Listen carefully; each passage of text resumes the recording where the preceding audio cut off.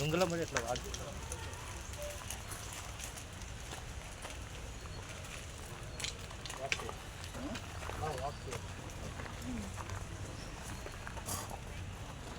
Okay,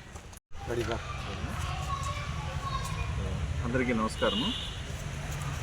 నిన్నటి దినము అంటే వెనుక 21/3/2026 తేదీన రాబడిన సమాచారం మేరకు మన కాజీపేట సిఐ గారు వాళ్ళ స్టాఫ్ మరియు ఫారెస్ట్ డిపార్ట్మెంట్ వాళ్ళతోటి పంచాయతీలతోటి వీళ్ళు వచ్చేసి ఇక్కడ నాగసానిపల్లి దగ్గర ఉన్న చిల్లకనం దగ్గర అడవి ప్రాంతం నుంచి దగ్గర వెహికల్ చెక్ చేస్తుండగా అక్కడ నుంచి ఒక కారు మరి తర్వాత అట్లాగే ఒక పికప్ వ్యాను తర్వాత మోటార్ సైకిళ్ళు వస్తుండగా అనుమానించి వాటిని తనిఖీ చేస్తే కనుక తనిఖీలోన వ్యాన్లో వచ్చేసి 17 ఎర్రచందనం దొంగలు ఉన్నాయి.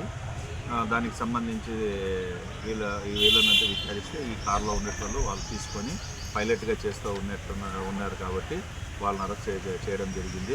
అందులో ముఖ్యమైనటువంటి వ్యక్తి ప్రతాప్ రెడ్డి అని చెప్పేసి ఇతని వచ్చేసి చెర్లోపల్లె తిరుపతి టౌను. ఇతని మీద ఆల్రెడీ ఇంతకుముందు 3 కేసులు ఉన్నాయి. తర్వాత నా ఇరగొట్టు శేషు అని చెప్పేసి ఇతని వచ్చేసి వనికంట.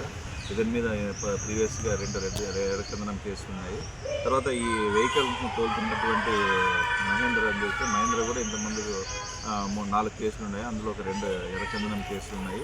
ఇంకా వీళ్ళకు సహకరించినటువంటి వాళ్ళు వచ్చేసి కృపాకుమారు, తర్వాత కొమ్మలపాటి హరికృష్ణ, శ్రీనివాస్ రెడ్డి, తర్వాత ఇడగొట్టు తేజ, కనకాల వరచంద్ర కుమార్ అని చెప్పేసి వీళ్ళందరూ సహకరించినారు ఈ కొట్టడానికి. తర్వాత ఇవి కొట్టేదానికి సహకరించినటువంటి వాళ్ళు వచ్చేసి వెంకట సుబ్బయ్య అని చెప్పేసి ఇతని నాగసానిపల్లె ఇతను, తర్వాత దీనికి సప్లైకి ఏర్పాటు చేసినటువంటి పవన్ ఇద్దరు కూడా ప్రస్తుతానికి పరాల్లో ఉన్నారు. వారిని కూడా త్వరలో పట్టుకుంటాం. వీళ్ళందరూ కూడా బెంగళూరుకి తీసుకుపోతున్నారు. బెంగళూరులో ఒక ప్రముఖ మైనటువంటి ఎర్రచందనం స్మగ్లర్కు డీలర్కు హాయ్ అనే అతనికి ఇస్తున్నారని తెలిసింది.